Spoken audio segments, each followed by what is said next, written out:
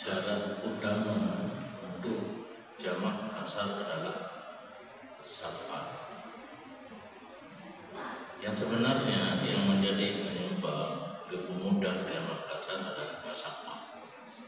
Tetapi karena masyarakat yang hanya terbabit, hanya bisa lakukan satu patokan, dumno masyarakat, dumno hanya masyarakat, maka dipilihlah untuk mempermudahkan adalah jarak jauhnya perjalanan atau hukum dalam bahasa Arab safar.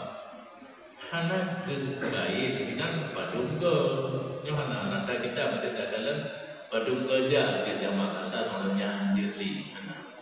Berarti kita orang balahi bama dijajak tapi lagi dua marala sampai mati tetap ke jamak kasar.